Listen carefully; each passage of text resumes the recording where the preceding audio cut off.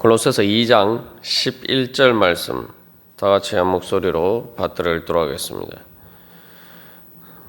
또 그 안에서 너희가 손으로 하지 아니한 할례를 받았으니 곧 육의 몸을 받는 것이요 그리스도의 할례니라. 아멘. 우리가 지금까지 예수 그리스도를 믿고 세례를 받고 거듭남의 은혜가 무엇인지 또 그것을 그 원리를 따라서 사는 것이 무엇인지 지금까지 살펴보았습니다. 그래서 이 그리스도의 할례다, 그래서 육의 몸을 벗는 것이다라고 할 때에 우리가 마지막으로 살펴볼 중요한 한 가지 의미가 있습니다. 그것은 바로 이 육의 몸이라는 것이 다른 곳에서는 또 혈육이라는 말로도 이제 사용됩니다. 그래서 여기 육이라고 번역된 말이 예를 들면 로마서 11장 14절에서는 이는 혹 내 고륙을 아무쪼록 시기하게 하여 그들 중에서 얼마를 구원하려 함이라. 고륙이라고 이제 한글 성경에 번역이 되어 있는데 이게 이제 동족 같은 이제 말 그대로 피를 나는 혈육이라는 의미죠. 그런 의미에서 여기에서 육의 몸이라고 할 때 육이라는 것이 바로 그런 의미도 가지고 있습니다. 그래서 여기서 이제 육의 몸을 벗어버린다라고 할 때 이제 말 그대로 내 혈육이 바뀐다는 거죠. 그래서 우리가 이제 보통 그 혈육이라고 하면 이제 가족, 말 그대로 피를 나는 가족, 또 좀 더 큰 의미에서는 이제 민족, 그죠? 그런 의미로 이제 사용이 되는데 이제 우리가 예수 그리스도를 믿고 그리스도의 할례를 받으면은 세례를 받으면은 우리의 혈육이 바뀐다. 우리의 가족이 바뀐다. 내가 속한 민족이 바뀐다. 내가 하나님 나라의 백성이 된다는 거죠. 그래서 우리가 이제 성찬식 때 이 예수 그리스도의 피를 먹고 마신다, 피를 마신다라고 할 때에 그게 무엇을 의미합니까? 바로 이 성찬식은 세례의 의미를 계속 재확인하는 것인데 예수 그리스도의 피를 마신다는 것은 바로 이제 예수를 믿은 우리는 예수님의 피를 나는 한 형제 자매다라는 의미예요. 그래서 이제 하나님이 내 아버지고 그래서 나는 하나님 아버지 집에 예수 그리스도의 피를 나는 하나님의 혈육이라는 거예요. 그렇기 때문에 이제 우리가 하나님의 나라의 백성이다라고 할 때는 단순히 우리가 뭐 대한민국 국민인 것처럼 그런 의미를 넘어서 이거 말 그대로 이제 민족 공동체처럼 이제는 아담의 후손이 아니라 이제 새 아담이신 예수 그리스도의 그런 유전자를 물려받은 그런 하나님의 백성, 하나님의 자녀가 되었다는 거예요. 완전 그래서 이제 소속 자체가 바뀌었다는 거죠. 그렇기 때문에 이제 그게 바로 이제 육의 몸을 벗어버리는 것. 그리고 그리스도의 할례라고 할 때 그래서 이제는 내가 말 그대로 그리스도의 몸이 된다는 거죠. 그래서 이것은 이후에 19절에서도 뭐 사도 바울이 더 자세하게 이야기를 합니다만 말 그대로 우리는 예수 머리 대신 예수 그리스도를 통해서 모든 공급하심을 없는 한 몸과 같은 그런 유기체가 되었다. 그런 의미입니다. 그렇기 때문에 이제 우리가 육의 몸을 벗어버리고 그리스도의 할례를 받았다는 것은 이제 그리스도의 몸이 되어서 예수 그리스도의 주권에 따라서 살아가는 하나님 나라의 백성이 되었다. 그런 의미입니다. 그래서 이 민족이라는 것이 오늘날도 보면은 전 세계에서 뭐 우리나라는 그래도 이렇게 이 단일 민족을 중심으로 또 이루어져 있습니다만 여러 민족이 섞여서 사는 나라들 같은 경우에 계속 이렇게 분쟁들이 일어난단 말이죠. 요즘 뭐 우크라이나 사태에도 보면은 그게 이제 러시아 사람들이 우크라이나에 사는 사람들도 있고 그래서 이런 대부분 오늘날도 보면 세계에서 분쟁이 일어나는 지역들을 보면은 그 한 나라의 민족들이 섞여 있을 때 이렇게 여러 가지 다툼들이 많이 일어나는 것을 볼 수가 있습니다. 그런 관점에서 보면은 이제 그러면 우리가 육의 몸을 벗어버리고 이제 더 이상 육신의 혈육을 따라 사는 것이 아니고 그리스도의 몸으로서 그리스도의 피를 나눈 그리스도의 혈육, 그리스도의 그러한 백성으로 산다는 것이 무슨 의미인지 우리가 이제 깨달아 알 수가 있는 것이죠. 그것은 다시 말하면은 이제 하나님의 백성이라고 할 때에 그것을 어떤 혈육의 관점에서 이해를 하는 것을 벗어나야 된다라고 이제 또 사도 바울이 이야기하는 거죠. 여기서 할례는 원래 유대인들이 하나님의 백성이라는 증거죠. 이것이 하나님을 믿는 신앙을 중심으로 한 것처럼 보이지만 이게 종종 유대인이라는 어떤 민족적인 정체성을 결정하는 문제였단 말이죠. 그래서 하나님 나라의 백성이 되기 위해서 유대인의 민족적인 정체성을 가져야 된다. 그런 의미에서 할례를 받아야 된다. 사도 바울이 그것은 아니라는 거죠. 그러니까 이제 우리는 할례를 받음으로 유대인이 되어야 되는 것이 아니라 또 아니면 유대인처럼 되어야 되는 것이거나 아니면 거짓 교사들이 얘기하는 어떤 그런 특정한 어떤 사람들의 어떤 조직에 가입함으로써 우리가 하나님 나라의 백성이 되는 게 아니라는 거예요. 그러니까 우리는 예수 그리스도의 말 그대로 피를 나눈 것, 예수 그리스도의 피를 나눴다는 것은 바로 육의 몸을 벗어버리고 이제 그 예수 그리스도의 피라는 것은 영적인 유전자, 성령을 통해서 받은 하나님 아버지의 형상을 닮아가는 바로 그것을 우리가 받는 것이 그게 바로 하나님 나라의 백성이다. 그래서 사도 바울이 이제 신약성에서 계속 강조하는 것이 무엇입니까? 헬라인이나 유대인이나 예수 그리스도 안에서 다 하나다.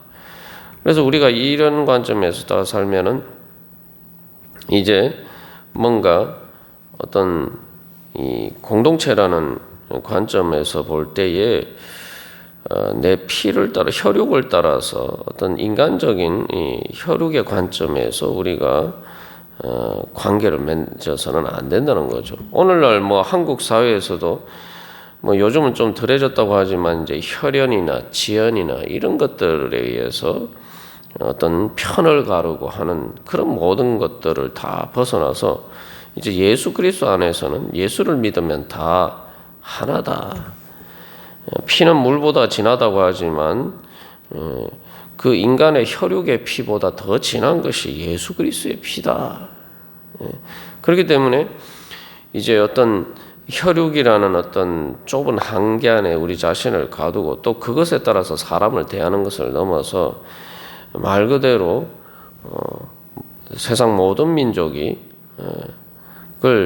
이 형제가 되도록 바로 예수님의 그런 예수님이 맏아들이 되시고 그래서 모든 세상 모든 민족이 주님 앞에 돌아와서 한 형제 자매가 되도록 하는 것 그런 관점에서 우리가 이제 그 사람들을 바라보고 대하고 또 관계를 맺는 것 그것이 바로 육의 몸을 벗고 그리스도의 할례를 받던 사람들이 삶의 자세가 되어야 된다는 거죠. 왜냐하면은 우리가 이방인이고 혈육으로 유대인이 아닌데도 불구하고 믿음으로 아브라함의 자손이 되어서 아브라함에게 하나님 주신 그 약속을 받았단 말이죠. 그러면은 당연히 우리도 또한 그런 관점에서 사람들 대해야 되고 그렇기 때문에 이제 예수 그리스도 안에서 모든 인간적인 혈육을 중심으로 한 뭐 혈연이나 지연이나 모든 어떤 인간적인 차별이나 이런 것들을 뛰어넘어서 예수 그리스도 안에서 다 한 형제 자매다. 우리가 이런 관점에서 복음을 전하고 또 서로 사랑하면서 살아가는 것이 바로 육의 몸을 벗어버리고 그리스도의 할례를 받은 예수를 믿는 성도의 살아야 되는 삶의 자세입니다. 그것은 바로 우리가 하나님의 백성이 아닌데도 하나님의 백성으로 불러주신 그리스도의 그 통해서 우리를 거듭나게 하신 하나님의 은혜에 응답하는 믿음입니다. 그래서 이 구약에서도 그래서 하나님께서 말하는 내 백성 아닌 자를 내가 불렀다. 내 백성이 아닌 자를 내가 내 백성으로 불렀다. 그래서 우리 안에 어떤 인간적인 어떤 조건이나 그런 것을 가지고 교만하게 사람을 차별하거나 하는 그러한 일들, 그런 인간적인 장벽들을 무너뜨리는 것이 바로 또한 예수 그리스도의 몸으로서 우리가 해야 될 일이죠. 선교라는 게 그런 것이 아닙니까? 선교라는 것이 쉽게 말하면 나하고 전혀 뭐 알지도 못하고 서로 이렇게 관계도 없는 말 그대로 혈육도 아니고 같은 민족도 아니고 같은 나라도 아닌 먼 나라 사람들한테 가서 복음을 전한다. 이게 뭡니까? 그 사람들한테 이제 예수 그리스도 안에서 우리가 한 형제 자매가 됩시다. 하나님 아버지의 자녀가 됩시다. 그렇게 이야기하는 거 아닙니까? 그게 바로 이제 그리스도의 할례를 받은 자로서 살아가는 삶의 모습입니다. 그래서 이 육의 몸을 벗는 것과 관련해서 우리가 이 한 가지 더 우리가 살펴보면, 그래서 육의 몸을 벗는다라고 할 때 이런 것들이 어떻게 이제 우리가 육의 몸을 벗어나서 그리스도의 몸이 된다는 것과 관련해서 실제로 우리가 살아가는 데 있어서 윤리적으로 어떻게 살아가야 되는지 이런 문제들을 보여주고 있다라고 할 수가 있죠. 그래서 이 육의 몸을 벗는다라고 할 때 이 12절에서 이제 십자가와 부활에 참여하는 것이다라고 이야기하는데, 그것과 관련해서 그래서 육의 몸을 따라 사는 것은 말 그대로 육신이 죽으면 끝난다라고 생각하는 게 육의 몸을 따라 사는 거예요. 그게 왜 그렇습니까? 육신이 죽음으로써 내 몸도 죽고 그것으로 몸의 부활도 없고 그것도 뭐 내세도 없고 그걸로 다 끝난다 이렇게 생각하는 것이 육의 몸을 따라 사는 것이죠. 왜냐하면 육의 몸은 죽음으로 끝나는 것이기 때문에. 그래서 육과 몸을 구분해야 되는데, 육은 죽어서 흙으로 돌아간다. 우리의 몸을 그렇게 그것으로 끝난다라고 생각하면 그게 육신이. 그러나 몸이라는 것은 부활할 수도 있다는 거죠. 그래서 죽음으로 끝난다. 그래서 예수 안 믿는 사람들, 전도할 때 예수를 안 믿는 사람들이 다 그런 식으로 이야기를 해요. 전형적인 레파토리가 뭐 죽으면 다 끝나는데 뭐 죽으면 뭐 지옥이 어디 있고 천국이 어디 있어 뭐 이렇게 생각한단 말이죠. 그러나 이제 사도 바울이 사도행전에서도 자기가 믿는 신앙에 대해서, 예수 그리스도를 믿는 신앙에 대해서 이야기를 할 때, 그건 뭐 유대인들이 믿는 신앙이기도 했습니다만 바로 나는 하나님께 대한 소망이 있으니 의인과 악인의 부활이 있을 것이다. 이게 이제 우리가 보통 이제 내세를 믿는다는 거예요. 죽는 것으로, 육신이 죽는 것으로 이 몸이나 내 영혼이 끝나는 것이 아니다. 바로 의인과 악인의 부활이 있다. 이게 무슨 말입니까? 의인의 부활만 있는 게 악인의 부활도 있다. 이게 뭐죠? 심판이 있다. 하나님의 심판이 있다. 내세가 있고 하나님의 심판이 있다. 그러면은 우리가 이제 죽는 것으로 끝난다라고 생각할 때와 그것이 아니라고 생각할 때에 우리의 삶이 어떻게 달라질지는 분명하죠. 하나님이 모든 것을 심판하신다. 우리가 예수를 믿으면서도 육의 몸을 따라 살 때가 많아요. 그래서 우리를 심판하시는 하나님, 또 우리가 이 땅에서 뭐 선한 일을 행할 때에 손해를 본다, 뭐 이렇게 자꾸 생각을 하는데, 그것은 하나님이 안 계신다라고 믿을 때 그런 거죠. 우리가 선한 일을 할 때 하나님께서 그것에 대해서 또 의인의 부활이라는 말처럼 하나님께서 또 그것을 죽음으로 끝나는 것이 아니라 다 갚아주실 것이다. 우리가 이거 안 믿으면은 선한 일을 하기가 어렵죠. 그래서 우리가 예수를 믿는다고 하면서도 자꾸 이렇게 세상적인 관점, 육의 몸을 따라 살고 있지 않는지 우리 자신을 돌이켜봐야 됩니다. 그래서 하나님께서 우리가 이 육신이 죽음으로 끝나는 것이 아니라 우리의 모든 죄악에 대해서 하나님이 심판하시고 또 우리가 주님을 위해서 헌신하고 또 사람들을 사랑하면서 헌신한 모든 것에 대해서 주님께서 다 갚아주신다. 그런 관점을 가졌을 때만 가지고 우리가 살아야 되는 거죠. 그저 단순히 현실에서 눈앞에 보이는 것 당장에 내 앞에 이익이 안 되면은 내가 선한 일이지만 나한테 손해가 되면은 그것은 피하고 또 이제 정당하지 않은 일이지만 나한테 이익이 되면 당장에 눈앞에 이익이 되면은 그것을 따라서 행하고 그것을 그렇게 사는 것은 기본적으로 하나님이 계심을 안 믿는 거죠. 하나님이 살아계심을 안 믿는 거예요. 그게 바로 육의 몸을 따라 사는 거예요. 이제 사도 바울은 우리는 그런 육의 몸을 따라 사는 것이 아니다. 예수 그리스도를 보면 그렇죠. 우리가 보통 나쁜 짓 하고도 건강하게 오래 장수하면서 잘 먹고 잘 살다가 이렇게 죽는 사람들을 보고 참 저 사람은 참 이렇게 재수가 좋다 이렇게 생각하는데 그렇게 생각하는 자체가 그게 육의 몸을 따라서 생각하는 것이죠. 그렇게 그런 관점에서 보면 예수님이 정반대 아닙니까? 예수님은 선한 일을 하시고 또한 고생하셨는데 쉽게 말하면 고생만 하다가 십자가 달려 그것도 죽을 때도 그냥 죽지도 않으시고 제일 끔찍한 죽음을 당하셨는데 그러면 예수님이 제일 억울한 거 아닙니까? 그죠? 그러나 예수님은 부활하셨죠. 그래서 우리가 이 육의 몸을 벗는다. 이제 그리스도의 할례를 받아서 이제 부활과 내세와 천국의 소망을 가지고 산다는 것이 무슨 의미인지 그 바로 그런 소망, 믿음과 소망을 가지고 살아가는 것이 또 그렇기 때문에 그런 소망 때문에 우리가 오늘도 그런 소망 가운데서 내 삶의 모든 것들을 판단하고 내가 어떤 행동들을 선택하는 것이 바로 그리스도의 할례를 받은 자로서 살아가는 것이다라는 것이죠. 그래서 우리가 가데스 바네아에서 이스라엘 백성들의 문제와 관련해서 육의 몸을 벗는 것을 살펴보았습니다만 그들을 보면은 분명히 하나님이 가나안 땅을 약속하셨단 말이죠. 그 가나안 복지 젖과 꿀이 흐르는 땅을 약속하셨는데 그리고 거기에 들어가게 해주시려고 하나님이 인도하시는데 그들은 뭐라고 얘기합니까? 거기에 거인 족속 아나 자손이 있으니까 우리는 못 들어가겠다.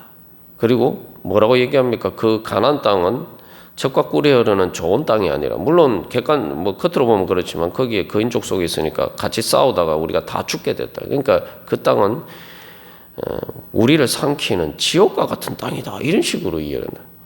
그러니까 이스라엘 그들에게 있어서는 하나님의 약속을 믿지 않은 그들에게 있어서는 말 그대로 죽음이 끝이다. 죽는 걸로 끝난다라고 생각하는 것처럼 광야의 삶으로 끝나고 요단강을 건너서 갈 가나안 땅은 하나님의 그러한 께서 주신 은혜의 땅은 없다라고 생각하는 거예요. 그게 우리 들어갈 수 없다. 그걸로 끝이다. 말 그대로 그게 진짜 요단강으로 끝이다. 이렇게 생각하는 거예요. 그러니까 거기서 자꾸 돌아가려고 하죠. 그래서 똥밭에 굴러도 이성이 좋다. 그러니까 이 땅에 사는 동안 이 육신이 죽기 전에 이 육신을 마음대로 육신을 따라서 세상 정욕을 따라서 마음대로 최대한 즐길 수 있는 만큼 즐기면서 살아야 된다. 그것이 가장 현명한 것이다. 이제 이런 식으로 생각하게 된다. 그게 바로 육의 몸을 따라 사는 거예요. 그러나 분명히 예수를 믿는 자는 이제 육의 몸을 벗어버렸다. 그냥 이제 그런 게 있다가 죽는 게 아니라 그런 육의 몸을 따라서 이제 더 이상 살지 않는다. 우리는 바로 우리를 부활하게 하시는 예수 그리스도의 영을 따라서 산다. 우리 몸으로 살지만 이제는 그렇게 산다. 그러면 우리의 이제 삶의 양상이 전혀 달라지겠죠. 그래서 오늘도 우리가 찬양을 하면 이 세상 끝날까지 주 섬기면서 살 것이다. 또 내 친구 되신 주여 늘 함께 하소서. 그게 바로 그리스도의 할례를 받은 자로서의 믿음의 신앙 고백입니다. 우리 그런 소망을 가지고 오늘도 주님 앞에 기도하면서 나아가겠습니다.